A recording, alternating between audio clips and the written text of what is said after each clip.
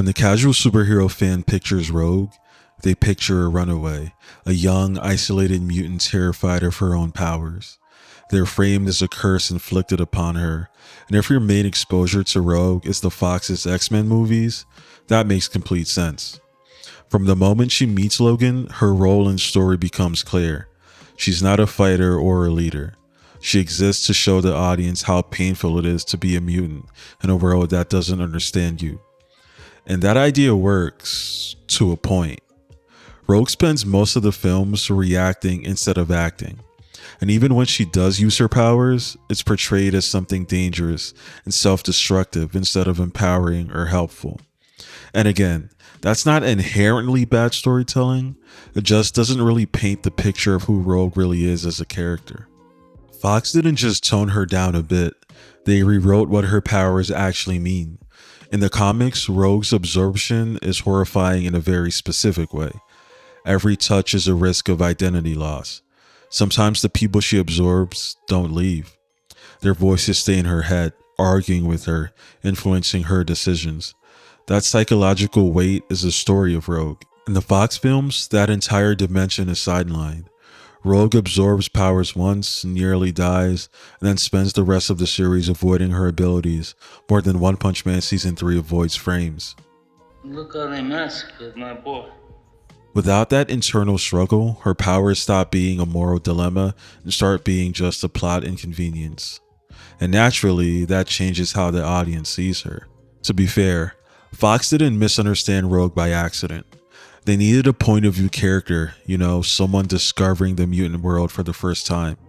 They also needed Wolverine to be the center of the story. And this is way before they even gave Hugh Jackman that special Hollywood super soldier serum.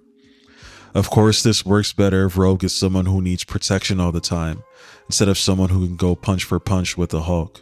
Speaking of Rogue's super strength, this is probably the most glaring snub when you compare her to her comic book version. And this one's not even on Fox.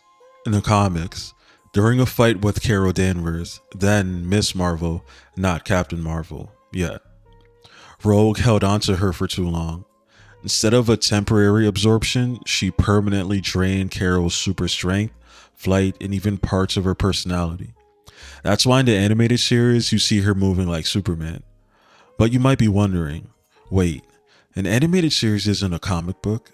So why can she move like that on TV, but not in the movies?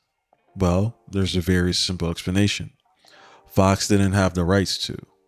At the time of the first X-Men movies, Fox had the film rights to only the X-Men, which they acquired from Marvel for a measly $2.6 million in 1994. By 1994, Marvel was struggling under hundreds of millions of dollars in debt. The comic book market bubble had burst, causing sales to drop by as much as 70%. Selling character rights was a last resort to keep the lights on. This was long before Disney acquired Marvel in 2009. But unfortunately for Fox, Carol Danvers is not an X-Men. So even if they wanted to use that storyline for Rogue, they couldn't. Sure, they could have probably made up their own in-universe reason as to why Rogue had super strength. But let's be real, they clearly did not give up about that character. It was basically Wolverine and Friends, and Rogue was barely even in the and Friends category. This is why an MCU Rogue could fix everything. Now that the X-Men are officially back in the Marvel movie universe, the Carol Danvers storyline can actually be explored on the big screen, or the small screen if they decide to go the TV route.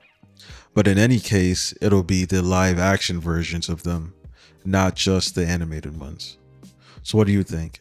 When Rogue eventually makes her MCU debut, are they going to do the Carol Danvers absorption storyline, or are they going to go in a completely different direction? Let me know in the comments. And if you like this video and want to see more like it, like, subscribe, and I'll catch you in the next one.